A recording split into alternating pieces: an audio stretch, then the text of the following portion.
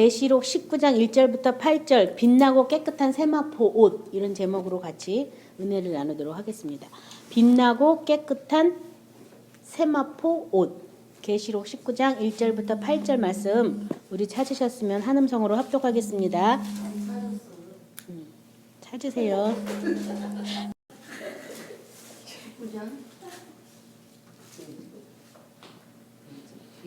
1절부터요. 그러면 같이 합독합니다. 이힐 후에 내가 들으니 하늘에 허다한 무리의 큰 음성 같은 것이 있어 이르되 할렐루야 구원과 영광과 능력이 우리 하나님께 있도다. 그의 심판은 참되고 의로운지라. 음행으로 땅을 더럽게 한 큰 음녀를 심판하사 자기 종들의 피를 그 음녀의 손에 갚으셨도다 하고 두 번째로 할렐루야 하니 그 연기가 세세토록 올라가더라. 또 24장로와 네 생물이 엎드려 보좌에 앉으신 하나님께 경배하여 이르되 아멘 할렐루야 하니 보좌에서 음성이 나서 이르시되 하나님의 종들 곧 그를 경외하는 너희들아 작은 자나 큰 자나 다 우리 하나님께 찬송하라 하더라. 또 내가 들으니 허다한 무리의 음성과도 같고 많은 물소리와도 같고 큰 우레소리와도 같은 소리로 이르되 할렐루야 주 우리 하나님 곧 전능하시는 이가 통치하시는도다. 우리가 즐거워하고 크게 기뻐하며 그에게 영광을 돌리세. 어린 양의 혼인 기약이 이르렀고 그의 아내가 자신을 준비하였으므로 그에게 빛나고 깨끗한 세마포 옷을 입도록 허락하셨으니 이 세마포의 옷은 성도들의 옳은 행실이로다. 옳은 행실이로다 하더라. 자, 이 말씀을 가지고 빛난 세마포 옷에 대해서 할 건데요. 여기 보면 2일 후에 해서 그 18장에 어떤 일이 일어났냐면요. 큰 성 바벨론이 무너진 그 일이 거기 나와 있어요. 그래서 18장 21절에 보면 이에 한 힘센 천사가 큰 맷돌 같은 돌을 들어 바다에 던져 이르되 큰 성 바벨론이 이같이 비참하게 던져져 결코 다시 보이지 아니하더라. 큰 성 바벨론. 이 바벨론이 뭐 하는 데냐 하면 모든 무역으로 상품으로 이렇게 했던 그런 도시인데요.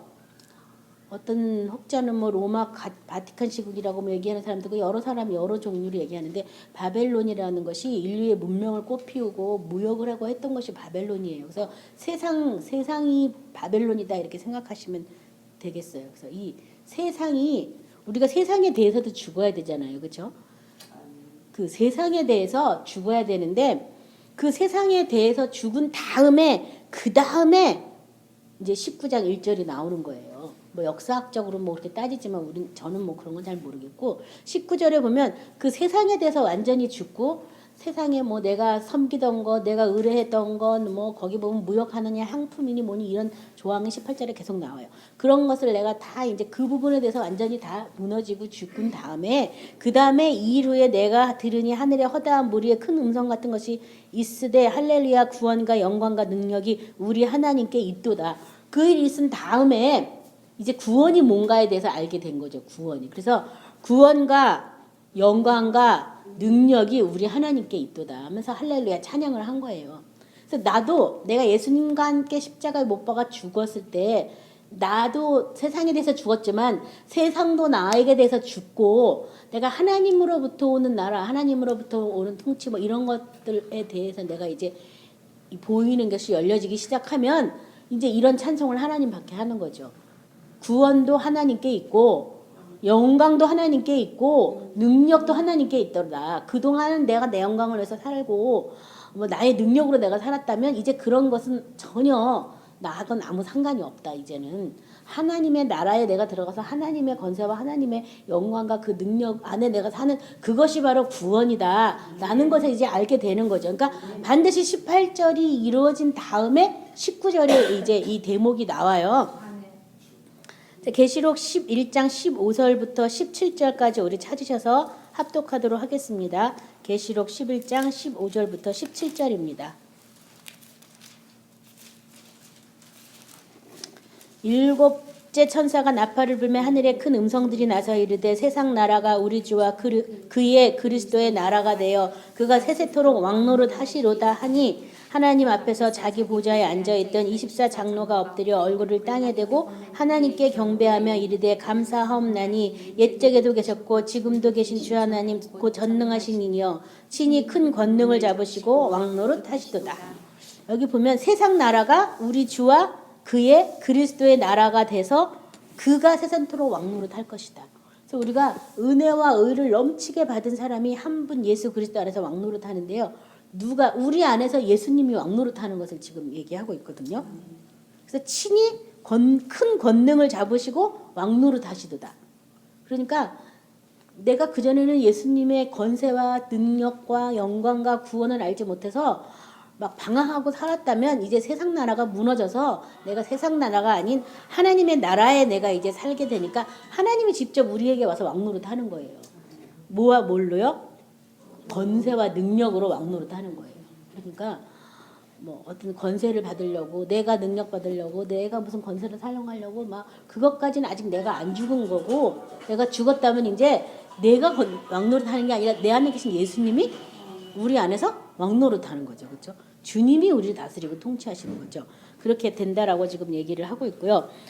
계시록 4장 11절에는 들으세요. 우리 주 하나님이여 영광과 존귀와 권능을 받으시는 것이 합당하오니 주께서 만물을 지으신지라 만물이 주의 뜻대로 있었고 또 지으심을 받았나이다 하더라. 그래서 여기 보면 우리 주 하나님이여 영광과 존귀와 권능을 받으시는 것이 합당하다. 그러니까는 그전에는 사람들이 자기 영광을 구하러 하나님 앞에 나가고 자기가 존귀함을 입으려고 하나님 앞에 나가고 자기가 어떤 권세 능력을 받으려고 하나님 앞에 나가서 하나님께 영광을 돌리지 못하고 하나님의 크신 어떤 권세와 그 어떤 존귀와 능력을 인정 안 하는 거예요. 찬양 안 한 거예요. 근데 이제는 하나님께로 돌아갔기 때문에 만물이 하나님의 뜻대로 있게 되었다. 모든 만물이 창세로부터 창세기 1장에서 1장 1절 2절 사이에 땅이 혼돈하고 흑암이 깊음이 있고 하나님의 신이 수면에 있다 해서 다시 창조된 다음에 그 다음에 아담의 타락 이후 다시 또 모든 것이 혼돈 가운데 들어가게 됐거든요. 그래서 그 땅이 다시 이제 내가 하나님의 권세와 능력을 인정하고 하나님의 통치를 인정하게 될 때 비로소 하나님이 지으신 만물의 본 뜻대로 만물의 모습이 그의 뜻대로 있다라고 지금 얘기를 하고 있는 거예요. 그 전까지는 똑같은 모양인데 속은 혼미가 가득하고 이제 어둠이 가득한 그런 막 뒤엉켜 있고 혼돈한 가운데 있는 거죠. 하나님 뜻이 뭔지도 모르고 이렇게 이제 그 세상 문화가 세상에 있는 모든 것들이 내가 세상에서 의지했던 내가 이루고자 했던 나의 성 바벨론이 완전히 무너진 다음에는 이제 하나님의 성에 우리가 그것을 보고 그 성의 다스림을 받게 돼요. 그럴 때 내 본래 지으신 본래의 목적이 이제 다시 되살아나는 거죠. 그래서 하나님의 뜻대로 있게 된다. 모든 것이 다 이제 질서정연하게 돼요. 질서정연하게 되니까 그 안에서 자유와 평강과 사랑과 안식을 느끼는 거예요. 질서를 못 찾았을 때는 막 혼돈이니까 그런 걸 못 느꼈죠. 근데 그걸 이제 느끼게 되는 거야. 다르게 말한다면 내가 하나님 말에 순종하고 하나님의 생명 안에 들어가니까 생명 안에서 그 모습 원래의 모습대로 형상대로 아담이 받았던 그 형상대로 다 회복이 되면서 모든 것이 다 질서정연하게 돼서 그 안에서 혼돈도 없고 무질서도 없고 질서대로 평안하게 모든 사람들이 서로 화목하고 공존하는 그런 것들이 다 그대로 이루어진다 뭐 그런 말이죠. 시편 106편 1절 3절 제가 읽겠습니다. 할렐루야 야훼께 감사하라 그는 선하시며 그 인자하심이 영원함이로다. 누가 능히 야훼의 권능을 다 말하며 주께서 받으실 찬양을 다 선포하랴. 정의를 지키는 자들과 항상 공의를 행하는 자는 복이 있도다.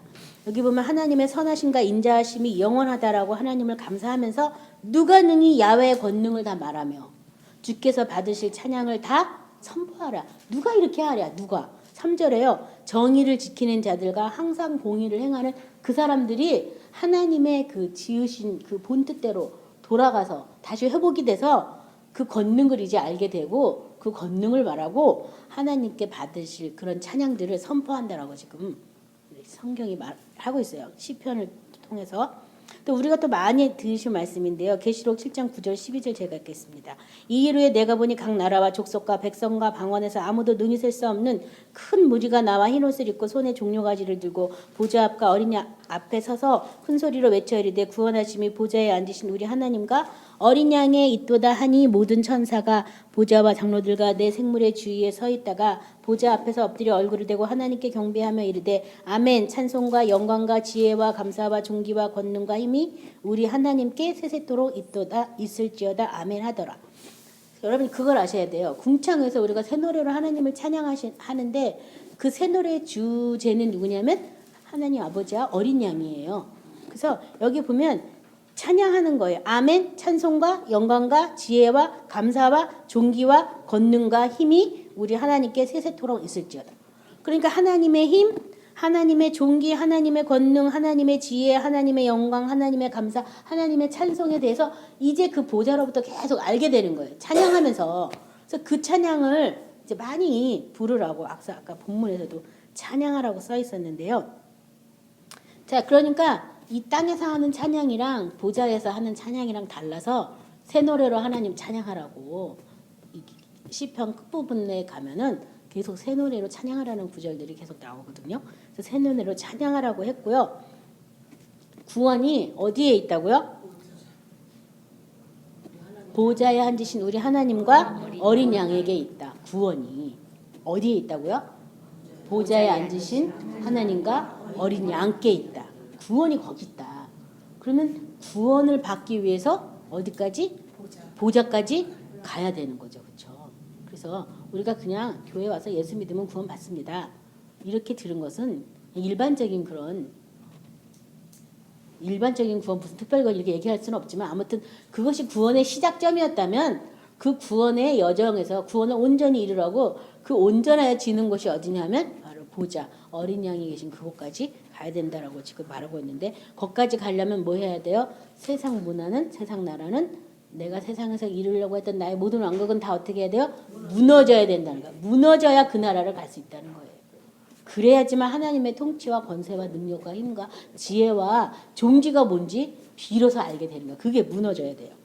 계시록 12장 10절부터 11절에 내가 또 들으니 하늘에서 큼성이 있어 가로되 이제 우리 하나님의 구원과 능력과 나라와 또 그의 그리스도의 권세가 나타났으니 우리 형제들을 참소하는 자 곧 우리 하나님 앞에서 밤낮 참소하던 자가 쫓겨났고 또 우리 형제들이 어린 양의 피와 자기의 증언하는 말씀으로써 그를 이기었으니 그들은 죽기까지 자기들의 생명을 아끼지 아니하였도다. 여기 보면 하늘에서 또 큰 음성이 있었는데 이제 우리 하나님의 구원과 능력과 나라와 또 그의 그리스도의 권세가 나타났다. 이제 나타났다. 그러니까 우리가 지금 막 예수를 믿었는데 내가 아직 죽지 않았으면 안 나타나는 거야. 이런 것들이요. 하나도. 구원과 능력과 나라와 권세가 나하고 아무 상관없는 거예요. 우리가 뭐 예수님 뭐 하라고 교회에서 말은 들어서 아무리 해도 예수 이름에 나도 끔찍 안 하고 세상도 깜짝 안 하고 마귀도 깜짝 안 하는 이유가 아직 세상 나라에 내가 살고 있어서 그 나라가 안 무너졌기 때문이에요. 근데 그 나라가 무너지고 나면 이제 이런 것들이 어떻게 한다고요? 나타난다라고 지금 성경은 말하고 있어요. 나타나야 되겠어요. 그렇죠? 그래서 하나님의 나라, 하나님의 권세, 하나님의 능력 그것이 무엇인지 내가 통치를 받기 때문에 알게 되는 거죠. 그렇죠? 근데 내가 다스림을 받지 않는다면 전혀 알 수 없는 거예요. 이 다음에 죽어서 가는 나라가 천국이라면 이건 전혀 알 수 없어요. 그리고 나타났으니라고 쓸 성경 구절도 아니죠. 이 다음에 만약에 천국을 가는 거라면 나타날 것이다. 뭐 이렇게 써야겠죠. 근데 천국은 세례 요한의 때부터 침노하는 자가 빼앗는다고 여기다 저기다 할 것이 아니라 이미 우리 안에 있어요. 그래서 내 안에 이런 하나님의 나라가 이루어져야 되겠습니다. 2절에 그의 심판은 참되고 의로운지라 음행으로 땅을 더럽게 한 큰 음녀를 심판하사 자기 종들의 피를 그 음녀의 손에 갚으셨도다 하고 자 그의 심판은 참되고 의로운지라 뭘 심판한 거예요? 우리 아까 18장을 읽진 않았지만 땅의 큰 성 바벨론을 심판한 거예요. 그 땅의 큰 성 바벨론을 뭐라고 말했냐면 음녀다. 그 음녀를 심판했다. 근데 여기 지금 땅을 더럽게 한 큰 음녀. 땅을 더럽게 했다. 그러니까 내가 육체대로 살고 세상 문화 가운데 사는 게 뭘 더럽히는 거예요? 땅을 더럽히는 것. 내 육체를 더럽히는 거죠. 그렇죠? 그래서 예수님이 빛이 빛이되 어둠이 영접지 아니하였다고. 예수님이 자기 땅에 오매 자기 백성이 영접하지 않았다고. 그 땅이 바로 우리 육체 가운데 예수님이 오셨는데 영접하지 않는 이유가 누가 와서 방해하기 때문에요. 큰 음녀라고 하고 사탄이라고 하고 옛뱀 마귀라고도 하죠. 사탄이 와서 계속 방해하는 거예요. 육신을 위해서 정욕을 해서 열매 맺게. 그래서 그것들을 하나님이 심판하셨을 때 그 사탄의 세계가 우리한테 이제는 아무 관계가 없이 멸망을 받아야 돼요. 자, 우리 계시록 17장 1절부터 5절인데요. 우리 찾아서 같이 합독하도록 하겠습니다. 계시록 17장 1절부터 5절입니다.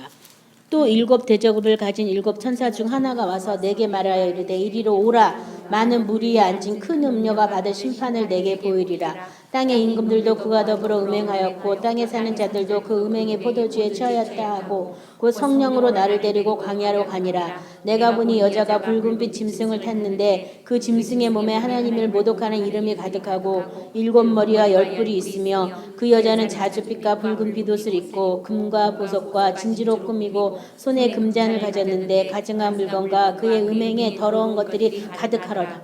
그의 이마에 이름이 기록되었으니 비밀이라. 큰 바벨론이라. 땅의 음녀들과 가증한 것들의 어미라 하였더라. 그래서 여기 보면 비밀이라고 하지만 그것은 이름이 큰 바벨론, 땅의 음녀에 가증한 것이 그 어미다. 그러니까 내 속에, 내 육체 안에 이런 큰 세력이 있다는 거예요. 하나님을 배도하고 나를 주인공 삼고자 해서 나의 왕국을 세우려고 하는 사탄의 큰 세력이 있어요. 그것을 지금 여기 지금 음녀다라고 얘기하고 뭐 바벨론이라고도 얘기하고 뭐 각종 좋은 옷으로 가득 찼죠. 금, 은, 뭐 진주, 여자가 좋아하는 그런 것들로 가득 차서 그래서 이제 음녀다라고 지금 얘기를 한 거죠. 그래서 성경이 여자를 음녀라고 얘기하는 이유가 이 모든 악이 누구로부터 나오냐면 태초 에덴 동산에서 하와가 아담에게 선악과를 권한 것처럼 오늘날도 많은 이런 배후에는 여자가 이렇게 남자들을 유혹하는 거죠. 그래서 남자들이 돈을 열심히 벌어가지고 여자 장신구 사주고 여자 못 사주고 여기 지금 다 이러고 사주려고 열심히 돈 벌고 하다못해 남의 땅 뺏고 전쟁하고 죽이고 막 이러면서 남자를 위한 것 같지만 어찌 보면 그 뒤에 있는 여자를 위해서 슬슬 그렇게 또 하는 거 많이 있죠. 아무튼 우리 속에 있는 이것이 성처럼 견고해요. 지금 바벨론 성이라고 얘기했는데 성이 아무나 침입할 수 있는 게 아니에요. 성은요. 딱 이렇게 방어 태세를 가지고 있는 거잖아. 말하자면요. 그것처럼 내 안에 그런 성이 무너지기 위해서는 그게 쉬운 일이 아니에요. 그래서 우리가 뭐 여리소고 성이 무너졌을 때도 뭐 7바퀴 반을 아무 말 없이 돌고 매일매일 돌다가 마지막 날에는 한꺼번에 돌고 13바퀴 돌다가 나중에 소리 질러가지고 무너진 것처럼 그 성이 그냥 하루아침에 무너지는 게 아니라 조금씩 이제 막 조금씩 막 무너지고 막 이렇게 하면서 틈이 생기고 하다가 그 성이 무너지는 거죠. 그냥 어느 날 갑자기 나 죽었어. 나 새로운 사람이야. 이렇게 되기가 쉽지가 않다는 거죠. 자, 이런 것들이 우리 속에 있는 한은 우리가 하나님의 구원을 알래도 알 수도 없고 하나님의 능력을 알 수도 없고 예수 이름의 권세를 아무리 사용하려도 사용할 수가 없는 거예요. 그 권세와 능력을 알 수 없어요. 지금 내 성을 지키 바쁜데 내가 지금 예수님의 그걸 어떻게 알겠어요. 그렇죠? 그래서 인생의 주인이 내가 아니라 하나님이시라고.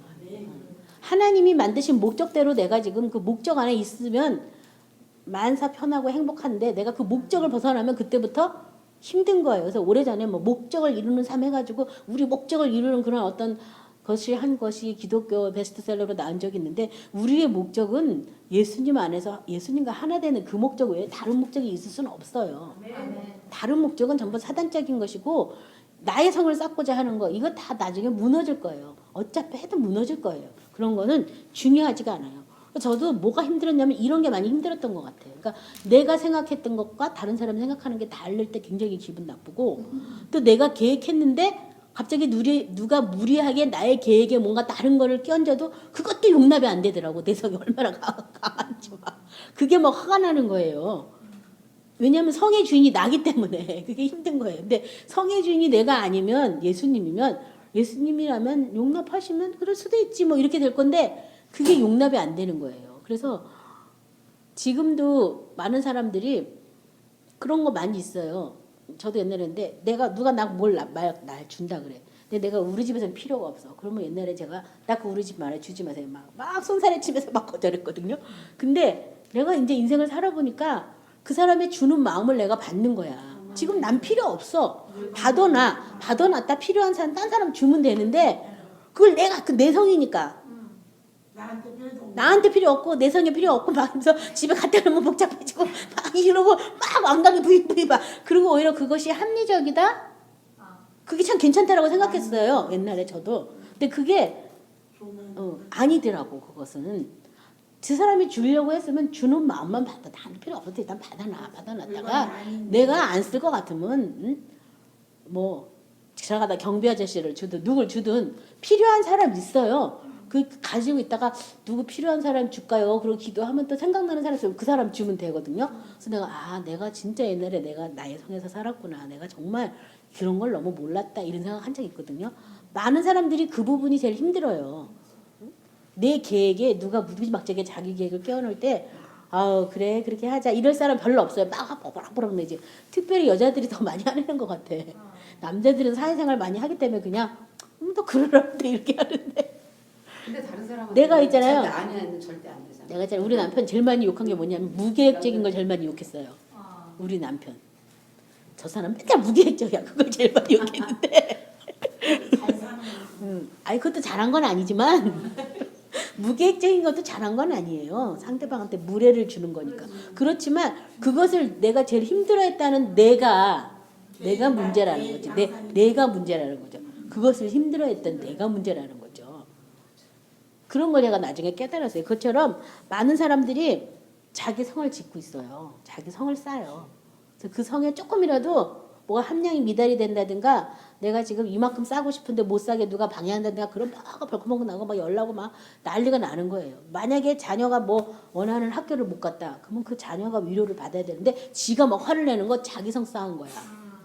그런 게 다 그게 자기 성 쌓는 거예요. 그게 하나님의 성이었다면 네가 그렇게 가고 싶은데 못 가서 어떡하니 너 어떡하니 걔를 막 걱정해 줘야 되는데 걔를 걱정할 마음이 아예 생기지도 않아. 내가 지금 문제야. 내 성이 지금 무너져서 그런 일이 참 많이 있거든요. 근데 잘 생각을 해보세요. 내가 지금 무슨 성을 쌓고 있나. 이 오래전에 신명기 32장 43절 44절에도 이런 말이 있어요. 너희 민족들아 주의 백성과 즐거워하라. 주께서 그 종들의 피를 갚으사 그 대적들에게 복수하시고 자기 땅과 자기 백성을 위하여 속죄하시리로다. 모세와 눈의 아들 호세아가 와서 이 노래를 모든 말씀을 백성에게 말하여 들리니라. 노래를 져가지고 이걸 백성들이 다 알 수 있도록 그 종들의 피를 갚으시고 그 대적을 복수하시고 땅과 자기 백성을 위해서 속죄한다는 것을 노래로 만들었다는 거예요. 노래로요. 오늘날도 우리가 우리 안에 있는 그 왕국이 무너지는 것은 우리의 힘으로도 되는 것도 아니고 뭘로 되는 거예요? 그 왕국이 무너지기 위해서는요. 뭘로 되는 것 같아요? 말씀으로 되고 피로 되고 성령으로 되는 거죠. 그렇죠? 우리 힘으로 되는 건 아니죠. 말씀과 피와 성령이 되는데 여기 지금 자기 백성을 해서 속죄할 것이다. 피가 먼저 와야 된다는 거죠. 말씀 있어도 안 되는 사람 많아요. 성령 있어도 안 되는 사람 많아요. 피가 와야 돼요. 피의 생명이기 때문에 피가 예수님의 생명이 내 안에 들어야지만 그 내가 쌓으려고 했던 그 성이 어떤 성인지 얼마나 악한 성인지 알게 돼요. 피가 안 오면 이론적인 거죠. 실체를 알 수 없는 거예요. 그래서 여기 지금 그 피를 통해서 자기 백성의 죄를 속죄한다라고 이렇게 말씀하고 있습니다. 3절에 두 번째로 할렐루야 하니 그 연기가 새솟도록 올라가더라. 계시록 18장 그 앞절 9절 18절에 보면요. 그와 함께 음행하고 사치하던 땅의 왕들이 그가 불타오르는 연기를 보고 위하여 울고 가슴을 치며 18절에 그가 불타는 연기를 보고 외쳐 이르되 이 큰 성과 같은 성이 어디 있느냐 하며 그래서 그 성이 연기가 불타고 연기가 날 정도로 해서 그 성이 다 타서 없어졌다. 불타서 없어졌다. 그냥 없어진 게 아니라 불타서 없어졌다. 불이 타고 연기가 나면 눈이 아프겠어 안 아프겠어? 막 눈도 아프고 막 그런 게 연기가 나고 막 하는 거죠. 탈 때 막 독가스가 나오겠죠. 각종 좋은 거 다 갖다 집어는 성이 타봐야 어떻게 되나. 냄새도 나고 연기도 나고 눈물도 나고 막 이러겠죠. 그래서 이 성이 무너지는 게 그냥 어느 날 무너졌다. 아멘. 무너진 줄 믿습니다. 이렇게 되는 게 아니라는 걸 지금 제가 계속 얘기를 하는 거예요. 이 성 바벨론도 이렇게 했을 때 막 사람들이 외쳐 울고 막 했다라고 나오는 것처럼 내 속에 내 그 성도 무너질 때 조용히 무너지는 게 아니라 울고 소리치고 악을 쓰고 발악을 하고 그냥 억울하다 분하다 배소리를 다 하고 이러면서 그 성이 무너진다니까요. 여러분이 한번 이 경험을 해보시면 아, 저 사람이 뭔 말 하는지 알 거예요. 막 그러면서 무너져요. 그냥 무너지는 게 아니라. 이사야 34장 8절부터 10절은요. 이것은 야훼께서 보복하는 날이요 시온의 송사를 위하여 신원하시는 해라. 에돔의 시내들은 변하고 역청이 되고 그 띠끝은 유황이 되고 그 땅은 불붙는 역청이 되며 낮에나 밤에나 꺼지지 아니하고 그 연기가 끊임없이 떠오를 것이며 세세에 항모하여 그리로 지나갈 자가 영영이 없겠고 이런 성경 말씀 있고요. 계시록 14장 11절 12절은 같이 찾아서 읽도록 하겠습니다. 계시록 14장 11절부터 12절이요.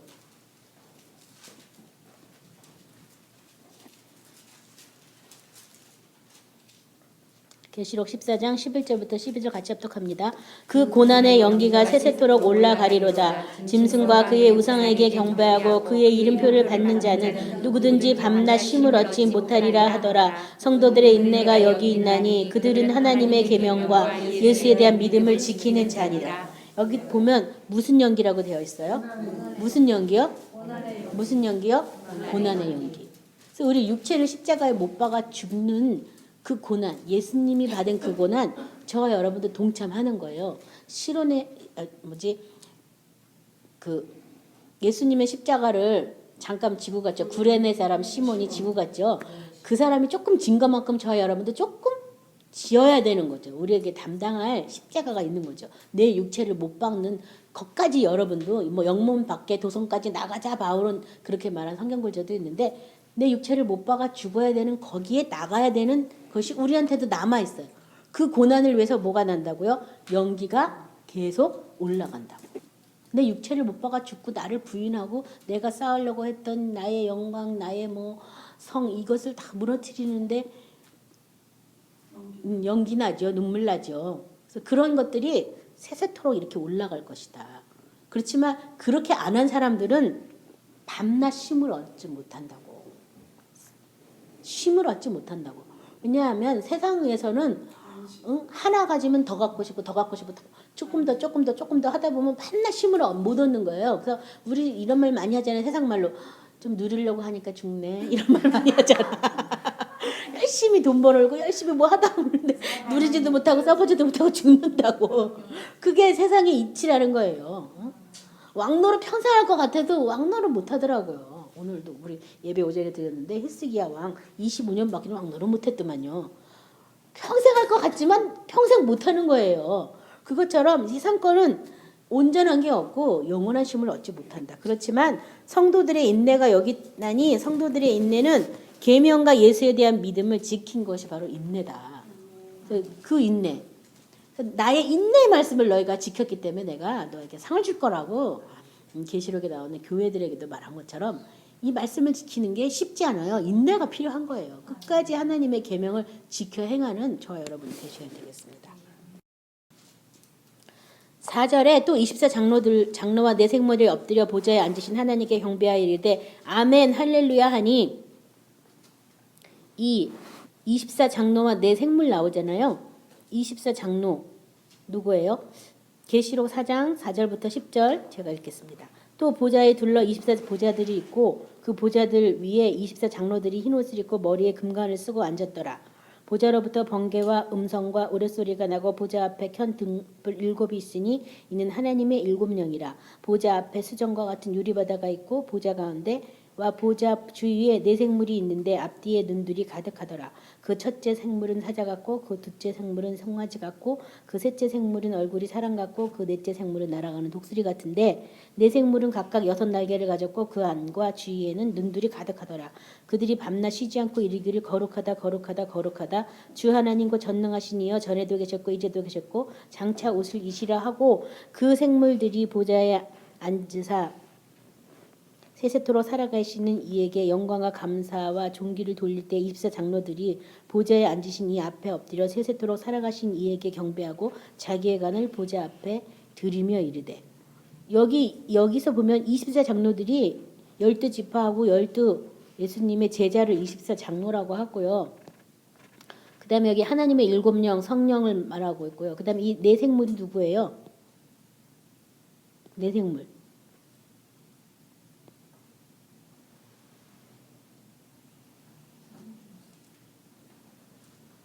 사자 뭐 소, 독수리. 자 여기 보면 구절에 그 생물들이 보좌에 앉으사 세세토록 살아가신 이에게 영광과 존귀와 감사를 돌릴 때 이 생물들이 어디에 앉았어요? 보좌에 앉았다고 되어 있죠. 예. 보좌들 위에 24장로들이 보좌가 있고 보좌들 위에 24장로들이 앉았고 이 생물은 보좌에 앉았잖아요. 그래서 우리 마태, 마가, 누가, 요한 성경을 할 때 예수님의 뭐 인성, 신성, 뭐 예수님의 그것에 대해서 뭐 송아지 같은 뭐 인자 같은 예수시고 뭐 유대인의 왕으로 오신 사자 같은 예수님 뭐 이래가지고 예수님을 그 사복음서에 연관하잖아요. 그 예수님의 모습이 지금 이 성전 안에서 계속 밤낮으로 이렇게 막 하고 있는 모습을 나타낸 거예요. 그래서 보좌에 앉아요. 살아계신 이에게 보좌에 앉으사. 근데 예수님의 모습을 이 교회 안을 계속 감찰하고 보고 막 이런 것을 그 당시에 사도 요한이 봤을 때는 이것을 어떻게 표현을 할 수가 없어서 막 이렇게 생물이다라고 살아서 움직이니까 막 이렇게 쓴 것뿐이지 사실 이것은 예수님의 모습을 이렇게 쓴 거죠, 그렇죠?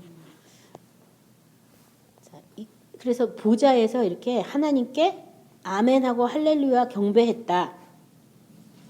하시고요. 5절에 보좌에서 음성이 나서 이르되 하나님의 종들 곧 그를 경외하는 너희들아 작은 자나 큰 자나 다 우리 하나님께 찬송하라 하더라. 보좌에서 음성이 나서 그래서 보좌에 앉으신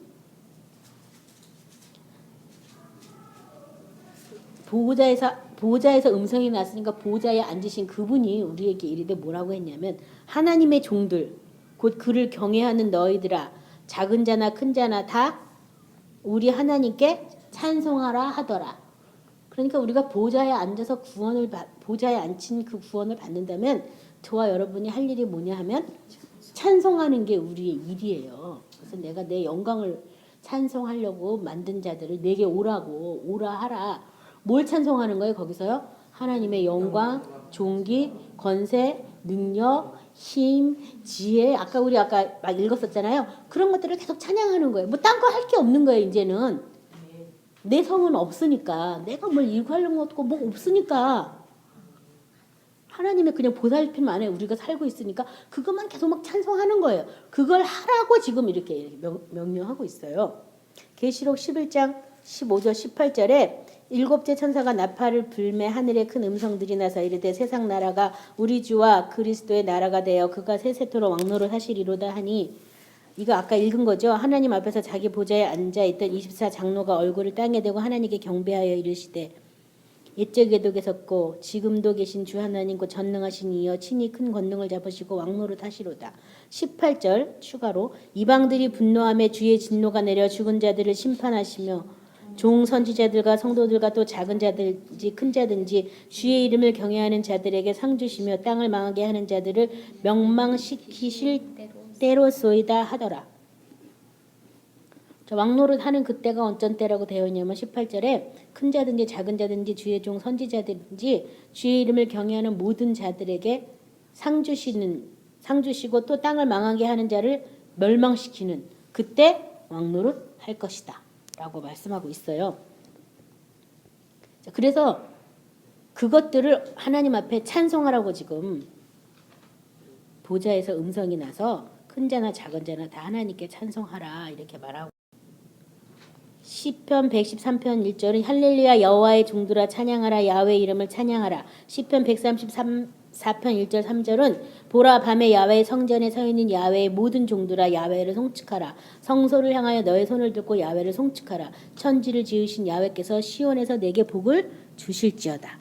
시편 135편 1절에서 3절은 할렐루야 야훼 이름을 찬송하라. 야훼의 종들아 찬송하라. 야훼의 집 우리 야훼의 성전 곧 우리 하나님의 성전 뜰에 있는 너희여 야훼를 찬송하라. 야훼는 선하시며 그 이름이 아름다우시니 그의 이름을 찬양하라. 그래서 하나님의 집에 있는 너희여 하나님의 종이여 하나님의 종이라면 하나님의 집에 있고 하나님의 집에 있다면 하나님을 어떻게 하라고요?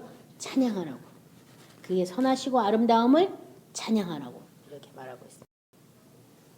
6절에 또 내가 들으니 허다한 무리의 음성과 같고 많은 물소리 같고 큰 노랫소리 같은 소리가 이르되 할렐루야 우리 주 하나님 곧 전능하신 이가 통치하도다.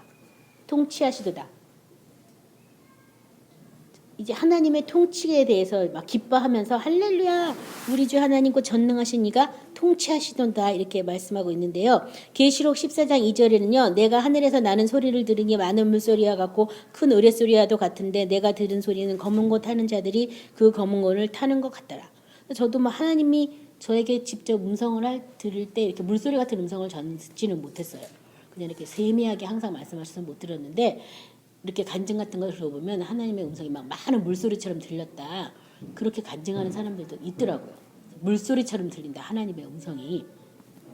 그 음성이 뭐라고 말했냐면 할렐루야 주 우리 하나님 곧 전능하신 이가 통치한다고. 하나님의 통치한다는 것을 막 찬양하고 있다고 지금 얘기하고 있어요. 시편 97편 1절부터 6절 야훼께서 다스리시나니 땅은 즐거워하며 허다한 섬은 기뻐할지어다. 구름과 흑암이 그를 들렀고 의와 공평이 그의 보좌의 기초로다. 불이 그의 앞에서 나와서 사방의 대적을 불사르시는도다. 그의 번개가 세계를 비치니 땅이 보고 떨었도다. 산들이 야훼의 앞 곧 온 땅의 주 앞에서 밀랍같이 녹았도다. 하늘이 그의 의를 선포하니 모든 백성이 그의 영광을 보았도다. 야훼께서 다스리니 땅은 즐거워하고 허다한 섬은 기뻐할지어다. 야훼께서 다스리신데 야훼의 기초는 그 보좌의 기초는 의와 공평이 바로 기초다. 그래서 하나님이 우리를 다스릴 때 뭐와 뭘로 다스린다? 의와 공평이 다스린다. 딱 이걸 줄이면 뭐겠어요? 의와 공평이 하나님의 말씀이에요. 말씀으로 우리를 다스리는 거예요. 의와 공평으로 우리를 다스리신다. 공평하신 하나님, 그 하나님, 의이신 그 하나님이 우리를 다스린다. 또 하늘이 그의 의를 선포하니 모든 백성이 그의 영광을 보았도다. 이게 하늘이 그의 의를 선포했다. 여기 보면 하늘에서 많은 물소리가 나서 할렐루야 우리 하나님이 우리를 통치한다는 소리가 하늘에서부터 들렸잖아요. 그래서 그것을 우리가 보았도다. 그러니까 내가 내 속에서 하나님이 우리를 통치하는 그 찬양의 소리를 들어야 되겠죠. 그렇죠? 들었으니까 이렇게 됐다라고 하니까 오늘의 이제 이 말씀을 하려고 제가 앞에 거를 줄줄 했는지도 모르겠어요. 7절에 보면 우리가 즐거워하고 크게 기뻐하며 그에게 영광을 돌리세 어린 양의 혼인 기약이 이르렀고 그의 아내가 자신을 준비하였으므로. 여기 보면 하나님이 통치하신 다음에 그 다음에 뭐가 나오냐면 어린 양의 혼인 잔치 얘기가 나오는 거예요. 뭐 한 다음에요? 하나님이 통치하시는 것을 할렐루야 기뻐하고 찬양한 다음에 그 다음에 어린 양의 이 혼인 기약이 이르렀다. 하나님이 통치하시는 것을 할렐루야하고 기뻐하고 우리도 또 찬송하라 그랬잖아요. 그래서 하나님의 통치를 내가 찬송하고 기뻐하고 즐거워하고 막 이르다 보면 어린 양의 혼인 기약이 이제 이르렀다라고 지금 얘기하고 있고요. 그의 아내가 자기를 준비하였다. 마태복음 22장 2상 3절은 천국은 마치 자기 아들이 왜 혼인잔치를 베푼 어떤 임금과 같으니 그 종들을 보내어 그 청한 사람을 혼인잔치에 오라 하였더니 오기를 싫어하거늘. 천국은 마치 혼인잔치를 여는 것이다라고 얘기한 거예요. 왜냐하면 어린 양의 혼인잔치에 우리를 다 초대했어요. 초대했는데 다 못 들어가요. 초대는 했지만 청함은 받았지만 택한 사람밖에 못 들어간다고 되어 있죠. 그래서 어린 양의 그 혼인 기약이 이르렀는데 그의 아내가 자기를 준비했다고. 그의 아내가 누굴까요? 그의 아내? 우리 계시록 21장 2절 보시고 9절 10절 보도록 하겠습니다. 계시록 21장 2절 먼저 보도록 하겠습니다. 같이 합독합니다. 또 내가 보매 거룩한 성 새 예루살렘이 하나님께로부터 하늘에서 내려오니 그 준비한 것이 신부가 남편을 위하여 단장한 것 같더라. 9절이요. 7 대접을 가지고 마지막 7 재앙을 담은 7 천사 중 하나가 나와서 내게 말하여 이르되 이리 오라. 내가 신부 곧 어린 양의 아내를 내게 보이리라 하고 성령으로 나를 데리고 크고 높은 산으로 올라가 하나님께로부터 하늘에서 내려오는 거룩한 성 예루살렘을 보이니. 자, 여기 보면 신부가 자기를 단장했다라고 지금 아까 되어 있죠. 그의 아내가 자기를 준비하였다. 여기 보면 하늘의 성 새 예루살렘이 하나님께로부터 내려오는데 그 준비한 것이 뭐 같다고요? 신부가 남편을 위하여 단장한 것 같더라. 뭐 같다고요? 신부가 남편을 위해서 단장한 것 같더라. 다른 말로 말하면 신부가 뭐예요? 하늘에서 내려오는 새 예루살렘으로 단장한 우리들이죠. 우리들이 누구에서 단장한 것 같더라? 남편에서 단장한 것 같더라. 예수님 맞을 준비를 하는 거죠. 남편으로서 단장한 것 같더라. 그러니까 전에 내가 나를 위해서 살았을 때는 나를 단장하기도 바빠. 눈이 크다 작다 못났다 뭐 어쩌다 저쩌다 나를 단장하니까 나밖에 보이는 게 없어가지고 제가 어떻게 돼도 결혼식을 갔는데요. 우리 애기 아빠 친척들은 내가 잘 모르는 사람도 많아요. 어쩌다 결혼식에 한 번만 가는 건데 아니 나를 만나가지고 할 얘기가 그렇게 없나? 나 같으면 아유 어떻게 지냈어? 잘 지내서 나보다 훨씬 연배시니까 그런 얘기 할 것 같은데 살이 쪄가지고 어떻게 아니 왜 나 살찐 거밖에 안 보여? 나 밥을 사준 것도 아니면서 왜 그런 얘기를 하시나? 이제 오랜만에 봤으니까 옛날에 봤을 때랑 이제 살이 많이 쪘겠죠 제가. 근데 자기도 살찌고 나도 살찌고 피자 살쪘으면 그 얘기는 하지 말아야 될 거 아니야. 아니 뭐 이렇게 내가 지금 살찐 것에 대해서 나도 아무 말을 안 하고 있는데 자기가 그렇게 뭐 먹는 걸 줘가면서 말하는 것도 아니고. 아니 근데 보는데요 세상 사람은 보자마자 항상 그 얘기 먼저 해요. 뭐 건강하니 건강해 보이네 평안해 보이네 뭐 이런 얘기를 하는 게 아니라 야 뭐 보자마자 너 살쪘다 뭐 이런 식으로 너 그래가지고 어떻게 하냐 이런 얘기 먼저 하는 거예요. 왜냐하면 자기들 단장하느라고 바빠. 그거 어차피 다 평진화돼요. 80세 이상 되면 평진화되고 다 늙고 썩고 없어질 건데 뭐 그걸 그렇게 난리야. 그래서 내가 참 이 사람 여전히 세상 사람이네.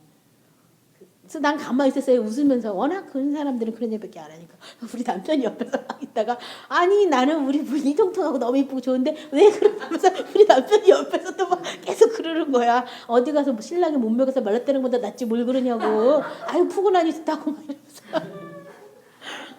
이러면서 그 말 해주는 것도 막 계속 얘기가 돼. 암만 잘하면 얘기가 다 끝날 건데 계속 얘기가 돼가니까 그것들 그렇더라고. 그래서 참 옆에서 그렇게 편을 들어주니까 고맙더라고요.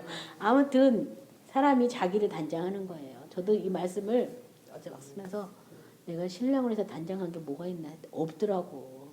나를 단장하기 바빴지. 이거 역시 날 단장하려고 내가 하나님의 자녀고 하나님의 성에 들어가고 하나님의 생명으로 본질을 회복하는 것도 나 때문에 그런 거지 신랑 때문에 그런 게 아니더라고 결코요.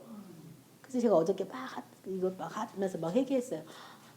신부가 신랑을 맞이하려고 단장한 것 같이 하라는데 나는 예수님이 나의 신랑처럼 막 그렇게 사모되거나 막 그런 것도 아니에요. 그냥 주님이 주시는 은혜에 따라서 은혜 때문에 내가 울고불고 하는 거지. 뭐 그냥 내가 신랑처럼 막 그런 예수님이 과연 나한테 그런 존재일까 생각해보니까 아니더라고요. 예수님을 아직도 저를 짝사랑을 하고 있는 것 같아요. 예수님의 저를 사랑하는 그 사랑에 비하면 전혀 별거 아니에요. 그냥 은혜 받은 것만큼 감사하고 기뻐하고 울고 이 정도지.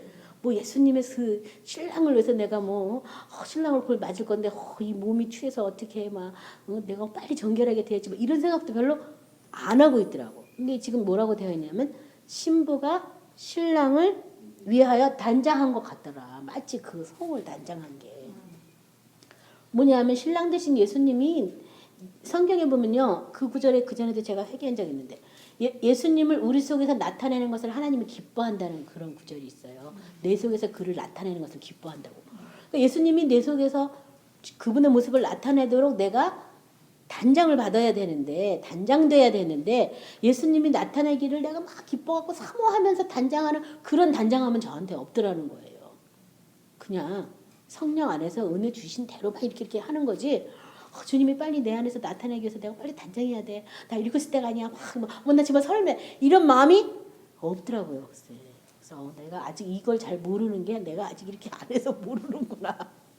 그 생각을 했어요. 근데 모르면서 왜 제가 이 말씀을 하냐 하면요. 우리 모두 어린 양의 그 신부로 단장을 받아야 돼요. 근데 오늘 이제 성경 말씀 다음 절 볼 건데 호세아하고 이사야서 말씀도 있긴 한데 그것은 제가 읽겠습니다. 그냥 호세아 2장 19절부터 22절. 내가 내게 장가들어 영원히 살되 공의와 정의와 은총과 긍휼이 여김으로 내가 장가들며 진실함으로 내게 장가들리니 내가 여호와를 알리라. 야훼께서 이르시되 그날에 내가 응답하리라. 나는 하늘에서 응답하고 하늘은 땅에서 응답하고 땅은 곡식과 포도주와 기름으로 응답하고 또 이것들은 이스라엘에 응답하리라. 이사야 54장 4절 5절은 두려워 말라 내가 수치를 당하지 아니하리라. 놀라지 말라 내가 부끄러움을 보지 아니하리라. 내가 내 젊었을 때 수치를 잊겠고 과부 때의 치욕을 다시 기억함이 없으리니 이는 너를 지으신 이가 내 남편이시라. 그의 이름은 만군의 여호와이시며 내 교속자는 이스라엘의 거룩한이시라. 그가 온 땅의 하나님이라 일컬음을 받으실 것이라. 그래서 여기 보면 과부 때의 치욕을 네가 다시 기억할 수 없을 것이다. 이 과부로 살아서 간다는 거 쉬운 일 아니에요. 남편이 없고 주인 없으면 온 세계 남자들이 막 헐떡대고 찌떡거리고 도와준다 불쌍히 여긴다 그러면서 의욕을 품고 갑으로 살아가는 거 쉽지 않아요. 근데 그 갑우 때 남편이 없어가지고 치욕을 당하는 거야. 마찬가지로 우리도 예수님이 내 몸의 주인이 되고 내 몸의 구주가 돼서 예수님과 내가 함께 살아야 되는데 그렇게 안 살면 사탄이 와가지고 그렇게 헐떡대는 거예요. 계속 와가지고 너 나랑 살자 막 이러면서 온갖 정욕으로 음욕으로 우리 마음을 막 경록해 하고 분노케 해가지고 야 나를 버리지 마 나랑 같이 살아 막 이러면서 사탄이 그렇게 하는 거야. 그것을 내가 그 과부였기 때문에 아직 남편이 예수님을 나의 신랑으로 맞아들이지 않았기 때문에 그런 수치와 치욕을 당하는 거예요. 어쩔 수 없이 막 찔찔찔 끌려가면서 그것들을 이제 하느님이 우리의 남편이 되면 다 잊어버리게 해주시겠다고 이제 얘기하셨거든요. 그걸 말하고요. 8절에 보면 그에게 빛나고 깨끗한 옷을 입도록 허락하셨으니 이 세마포 옷은 성도의 옳은 행실이로다. 오늘 제가 여러분에게 강조하고 싶은 말은 뭐냐면 이 세마포 옷은 어떻게 해야지 입어진다고요?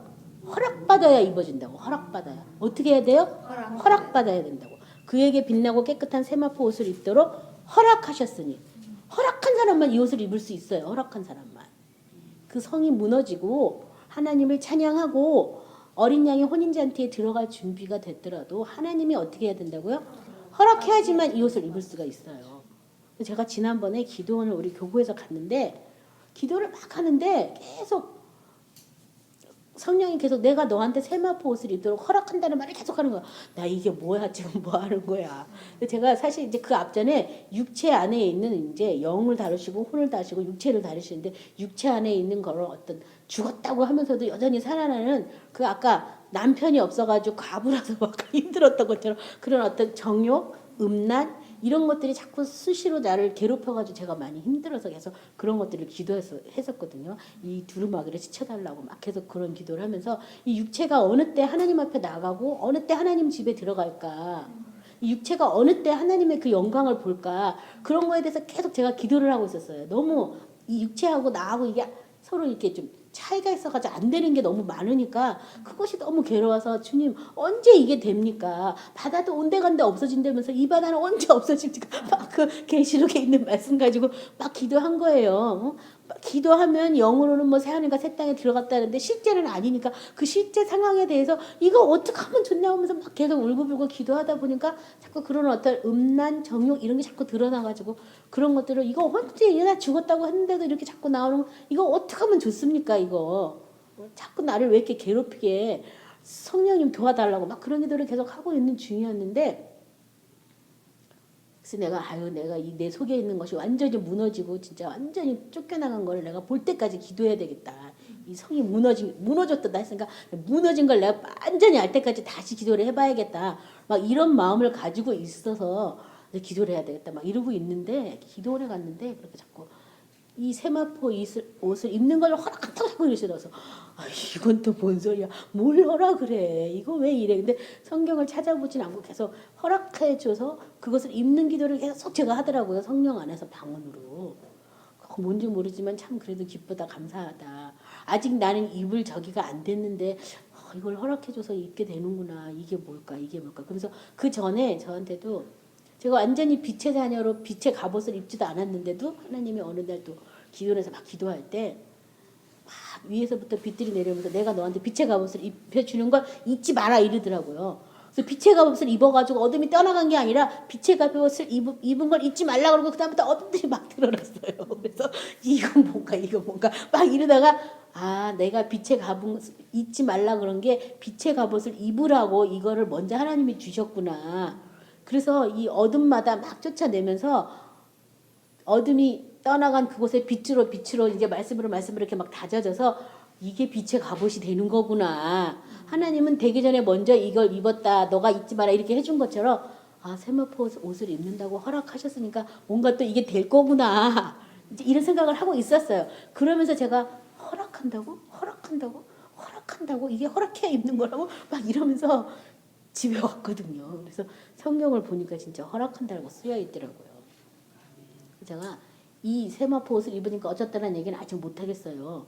그 얘기만 들었어요. 그냥 기도 시간에. 근데 아무튼 그걸 그래도 같이 나눠야 되지 않을까. 우리는 그냥 자동 입게 되는 걸로 이렇게 알고 있는데 하나님의 허락을 받아야 되겠다. 제가 오늘 이 말씀을 나누고 있거든요. 이 세마포 옷은 성도들의 옳은 행실이다. 옳은 행실. 그래서 예수님과 같이 못 박아 죽고 내 안에 있던 그런 모든 성들이 다 무너지고 그것이 옳은 행실은 아니라는 거예요. 그것은 구원받기 위한 과정이었다는 거죠. 이 옳은 행실은 뭐 하는 거예요? 옳은 행실인 것 같아요. 뭐예요? 계속 지금 보좌에서 할렐루야 통치한다. 할렐루야. 지금 이 성경 구절 1절부터 8절까지 해도 할렐루야라는 구절이 몇 절 나왔어요. 하나님 찬양하는 그것이 뭐냐면 옳은 행실, 성도의 옳은 행실. 하나님의 존재, 목재, 우리를 만드신 지음받은 그 존재의 목적 안에 내가 들어가서 그것을 하는 그것이 바로 옳은 행실이라는 거예요. 그래서 하나님을 찬양하는 저와 여러분이 되셔야 되겠습니다. 어디에서요? 궁창에서, 새하늘과 새 땅에서, 보좌에서 하나님을 찬양하는 저와 여러분이 되시기 바랍니다. 이 시편 45편 13, 15절에 왕에 따른 궁중에서 모든 영화를 누리니 그의 옷은 금으로 수놓았도다. 수놓옷을 입은 그는 왕께로 인도함을 받으며 시종받는 친구 자녀들도 왕께로 이끌려 갈 것이라. 그들은 기쁨과 즐거움으로 인도함을 받고 왕궁에 들어가리로다. 수놓옷을 입은 그것이 왕께로 인도함을 받는다. 수놓은 거예요. 수놓은 거 옛날에 처녀들이 결혼 준비할 때 수놓죠. 수놓잖아요. 우리나라도 그렇고 외국 영화도 보면은 공주들이 수나요. 우리나라는 동양자 쓰고 외국에는 그냥 일반 서양 자수를 막 놓잖아요. 근데 막 좋아서 흥얼흥얼 노래 부르면서 이렇게 수놓잖아요. 그것처럼 내가 하나님 안에서 하나님을 기뻐하고 하나님을 야훼를 즐거워하면서 이 수를 놓는 거예요. 뭘 즐거워하고 뭘 기뻐하냐면 하나님 그분 자체를 기뻐하고 즐거워하는 거야. 다른 즐거움은 내 안에 없고 이제 그분을 사모하고 그분의 아름다움을 찬미하고 그분을 노래하는 그분밖에 나의 기쁨과 즐거움이 없어. 그거를 계속 노래하면서 이 수를 지고 그 수놓은 옷으로 왕국에 들어간다. 뭐 이런 성경 말씀이죠. 이사야 61장 10절 11절 내가 야훼로 말미암아 크게 기뻐하며 내 영혼이 나의 하나님으로 말미암아 즐거워하리니 이는 그가 구원의 옷을 내게 입히시며 공의의 겉옷을 내게 더하심이 신랑이 사모를 쓰고 신부가 자기 보석으로 단장함 같게 하셨음이라. 땅이 싹을 내며 동산이 거기 뿌린 것을 옴돋게 함같이 주 야훼께서 공의와 찬송을 모든 나라 앞에 솟아나게 하시리라. 자, 여기 보면 구원의 옷을 입히시고 공의의 겉옷을 내게 더하심이 신랑이 사모를 쓰고 신부가 자기 보석으로 단장함 같게 하셨다. 자기 보석으로. 그러고 나서 땅이 싹을 내며 동산이 거기 뿌린 것을 옴돋게 함과 같이 주 야훼께서 공의와 찬송을 모든 나라 앞에서 솟아나게 하시리라. 뭐와 뭐요? 공의와 찬송을. 저와 여러분은 이제 하늘의 기초는 아까 공의가 기초라고 그랬잖아요. 내가 하나님의 공의 안에 들어가는 거예요. 하나님의 공의가 뭐냐면 바로 공의의 기초는 하나님의 말씀.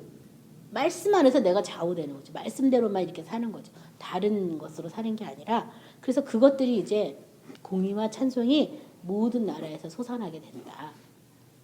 그렇게 솟아나는 저와 여러분이 되셔야 되겠습니다.